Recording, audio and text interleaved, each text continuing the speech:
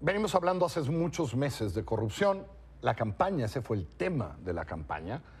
De la post-campaña también hemos estado hablando de corrupción, de austeridad.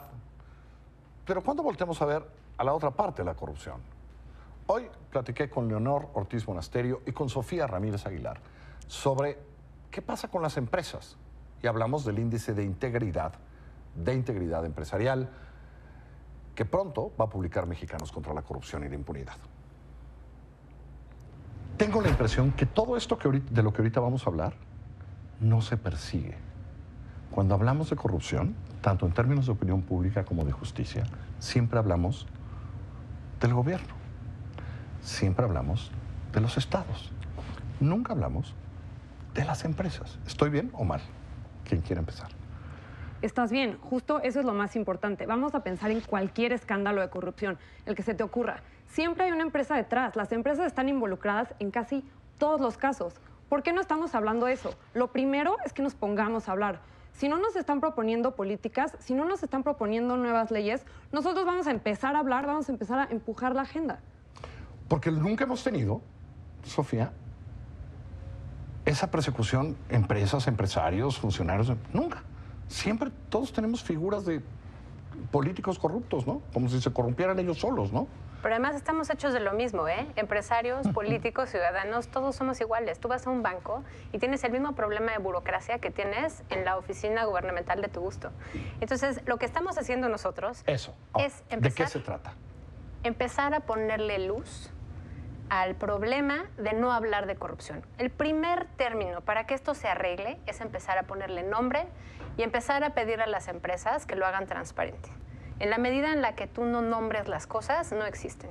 Entonces, cuando empezamos a hablar de corrupción en una discusión empresarial, en una discusión que además toca la corrupción gubernamental, empezamos a tener un impacto. Y de ahí que Integridad Corporativa 500, que es una iniciativa de Mexicanos contra la Corrupción y Transparencia Mexicana, lo primero que buscó el año pasado es simplemente alumbrar quiénes tienen un código de integridad, quiénes tienen una política anticorrupción de las 500 empresas más importantes de México, de acuerdo a Expansión. Nada más dime, quiero creer que tiene que ver con prácticas.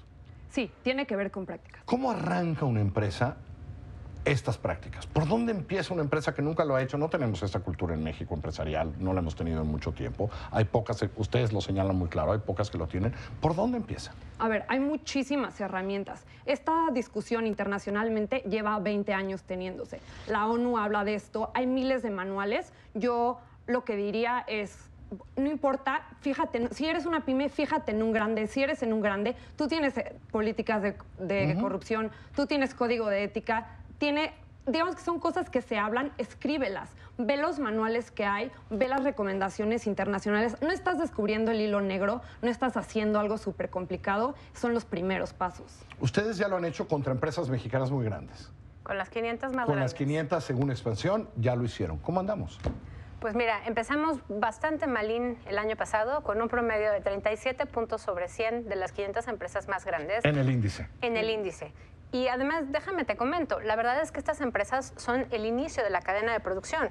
O sea, tienen impacto en socios, tienen impacto en accionistas, tienen impacto en el mercado en general. Entonces, una vez que nosotros empezamos a hablar de esto, no tienes idea cuántas empresas pequeñas y medianas se nos empezaron a acercar.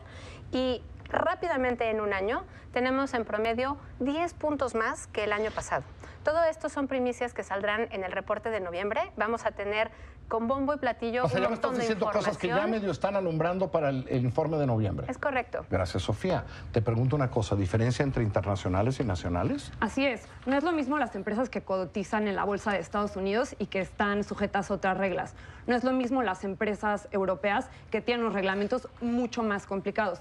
Sí te voy a decir que a diferencia del año pasado, este año, las empresas mexicanas se pusieron las pilas.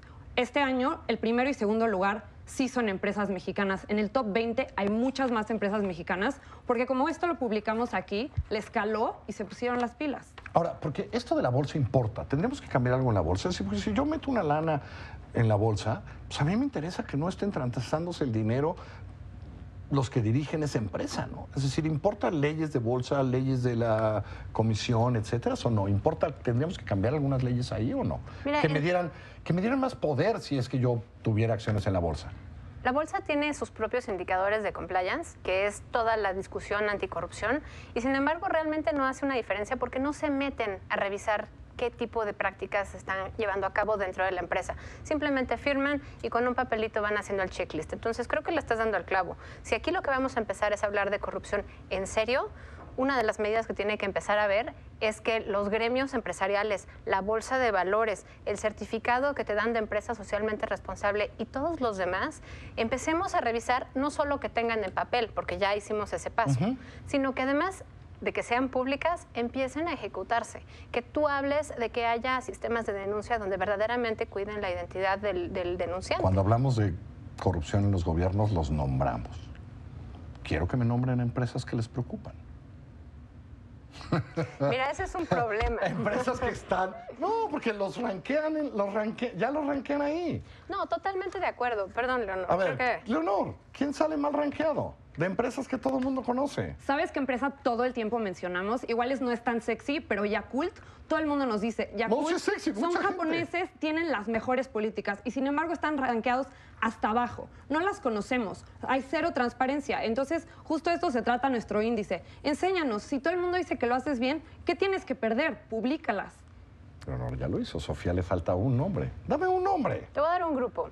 Grupo Val está muy simpático porque tiene los mejores Grupo rankings. Val. Grupo Val.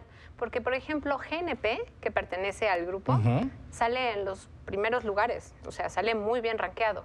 Y Grupo Palacio de Hierro como empresa también sale bastante bien rankeado. Grupo Val, que sale aparte, sale en los últimos lugares. ¿Y cuál es la diferencia? Bueno, pues que no están publicando sus políticas de integridad. Es que a lo mejor tiene mineras, ¿no?